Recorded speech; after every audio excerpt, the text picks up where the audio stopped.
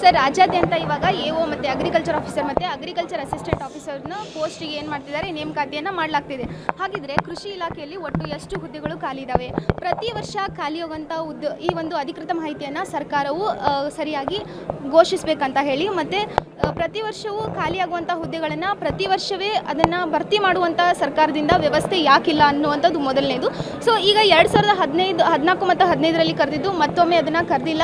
ಪ್ರತಿ ವರ್ಷ ಪದವೀಧರರು ಹೊರ ಬರ್ತಾನೆ ಇರ್ತಾರೆ ಸರ್. ಸೊ ಪ್ರತಿ ವರ್ಷ ನೇಮಕಾತಿ ಮಾಡಬೇಕು. ಸೊ ಒಂದು ಪರ್ಮನೆಂಟ್ ನೇಮಕಾತಿ ಕ್ಯಾಲೆಂಡರ್ನ ಘೋಷಣೆ ಮಾಡಬೇಕು ಅನ್ನೋದು ನಮ್ಮ ಮೊದಲನೇ ಬೇಡಿಕೆ. ಇನ್ನು ಬಿ ಬಯೋಟೆಕ್ ಅವ್ರನ್ನ ಇಂಜಿನಿಯರಿಂಗ್ ಸ್ಟೂಡೆಂಟನ್ನು ಅಗ್ರಿಕಲ್ಚರ್ಗೆ ಬಂದು ಅವ್ರೇನೋ ಹೇಳು ಅಂತಂದರೆ ಹೇಗೆ ಹೇಳ್ತಾರೆ ಸರ್? ನಾವು 4 ವರ್ಷ ಇದನ್ನೇ ಕಲ್ತಿರ್ತೀವಿ. ಇಲ್ಲಿ ರೋಗಶಾಸ್ತ್ರದ ಬಗ್ಗೆ ಆಗಿರ್ಬೋದು, ಕೀಟಶಾಸ್ತ್ರದ ಬಗ್ಗೆ ಆಗಿರ್ಬೋದು, ಮಣ್ಣಿನ ವಿಜ್ಞಾನದ ಬಗ್ಗೆ ಆಗಿರ್ಬೋದು, ಬೆಳೆಗಳ ಬಗ್ಗೆ ಆಗಿರ್ಬೋದು. ಸೊ ಇದ್ರ ಬಗ್ಗೆ ಎಲ್ಲ ಕಲ್ತಿರ್ತೀವಿ 4 ವರ್ಷ. ಇಂಜಿನಿಯರಿಂಗ್ ಸ್ಟೂಡೆಂಟ್ ಬಗ್ಗೆ ಅಗ್ರಿಕಲ್ಚರ್ ಹೇಳಂತಂದರೆ ಅದು ಹೇಗಾಗುತ್ತೆ ಸರ್?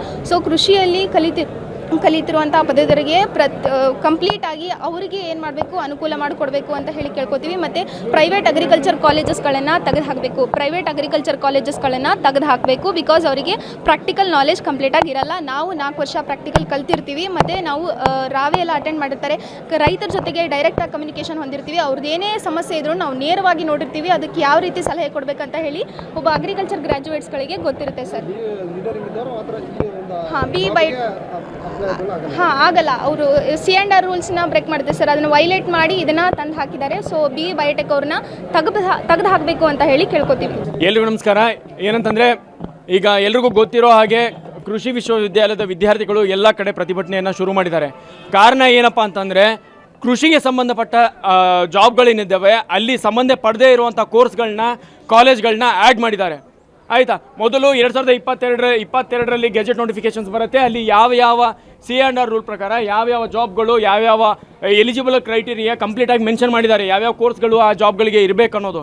ಅದಾದಮೇಲೆ 24ರಲ್ಲಿ ನೋಟಿಫಿಕೇಷನ್ಸ್ ಬರುತ್ತೆ AO ಎಕ್ಸಾಮ್ದು. ಅದಾದಮೇಲೆ ಮಧ್ಯದಲ್ಲಿ ಇಂಟರ್ನಲ್ ರಿಸರ್ವೇಷನ್ಸು, ಸ್ಪೋರ್ಟ್ಸ್ ಕೋಟಾ ಅಂತ ತಡೆ ಆಗುತ್ತೆ. ಅದಾದಮೇಲೆ 2026-35ಕ್ಕೆ KPSCಯಿಂದ KEAಗೆ ನೋಟಿಫಿಕೇಷನ್ಸ್ ಅಂದರೆ ಹಸ್ತಾಂತರ ಆಗುತ್ತೆ. KEAದವರು ಅಪ್ಲಿಕೇಶನ್ಸ್ ಕರೆಯೋಕ್ಕೆ ಶುರು ಮಾಡ್ತಾರೆ. ಸರಿನಾ? C&R ರೂಲ್ಸಲ್ಲಿ ಇರೋದಿಷ್ಟೇ. ಐಕಾರ್ ಅಕ್ರಿಡೇಟೆಡ್ ಅಥವಾ ಯಾವುದೇ ಕೃಷಿ ಕಾಲೇಜ್ ಪದವಿಗಳಿಂದ ಮಾನ್ಯತೆ ಪಡೆದಂಥ ಕಾಲೇಜ್ಗಳು, ವಿಷಯಗಳಿಂದ ಮಾನ್ಯತೆ ಪಡೆದಂಥ ಕಾಲೇಜ್ಗಳು ಮಾತ್ರ AO ಎಕ್ಸಾಮ್ಗೆ ಎಲಿಜಿಬಲ್ಲು ಅಂಥೇಳಿ ಕ್ಲಿಯರಾಗಿ ಮೆನ್ಷನ್ ಮಾಡಿದ್ದಾರೆ.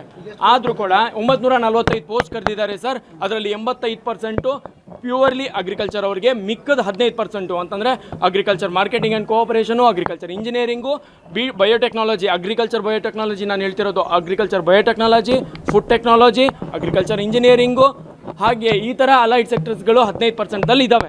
ಸೊ ಈಗ ಇವ್ರು ಮಾಡಿರೋ ಕರ್ಮ ಏನಂತಂದರೆ, 15%ಅಲ್ಲಿ ಬಯೋಟೆಕ್ನಾಲಜಿ, ಬ್ಯಾಚುಲರ್ ಆಫ್ ಇಂಜಿನಿಯರಿಂಗ್ ಬಯೋಟೆಕ್ನಾಲಜಿಯನ್ನು ಆ್ಯಡ್ ಮಾಡಿದ್ದಾರೆ ಸರ್. ಅದು ಯಾವ ಕೃಷಿ ವಿಶ್ವವಿದ್ಯಾಲಯದ ಮಾನ್ಯತೆಯನ್ನು ಪಡೆದಿಲ್ಲ, ಐಕಾರದ ಮಾನ್ಯತೆಯನ್ನು ಪಡೆದಿಲ್ಲ. ಯಾವುದು ಈ ಸಬ್ಜೆಕ್ಟ್ಗಳನ್ನು ಕಲಿಯೋದು ಇಲ್ಲ. ಕೃಷಿ ವಿಶ್ವವಿದ್ಯಾಲಯದಲ್ಲಿ 4 ವರ್ಷ ನಮ್ಮ ಹುಡುಗರು ರಾವೆ ಪ್ರೋಗ್ರಾಮು, ಬೇಸಾಯ ಶಾಸ್ತ್ರ, ಕೀಟಶಾಸ್ತ್ರ, ಪ್ಯಾಥಾಲಜಿ, ಹಾಗೆ ಎಲ್ಲ ಕೃಷಿಗೆ ಸಂಬಂಧಪಟ್ಟಂತೆ ಎಲ್ಲ ವಿಷಯನ ಕಲಿತಾರೆ. ರೈತರಿಗೆ ಎಷ್ಟು ಹತ್ತಿರ ಆಗಬೇಕು, ಹತ್ತಿರ ಆಗಿ ಅವ್ರಿಗೆ ಏನು ಗೈಡ್ ಮಾಡಬೇಕು ಅನ್ನೋ ಸಬ್ಜೆಕ್ಟ್ಗಳನ್ನು ಎಲ್ಲನೂ ಕಲಿತಾರೆ. ಆದರೆ ಇಂಜಿನಿಯರಿಂಗ್ ಅವ್ರು ಬಂದು ನಾಳೆ ರೈತರಿಗೆ ಪ್ರಾಬ್ಲಮ್ ಆದರೆ ಏನ್ರಿ ಹೇಳ್ತೀರಿ?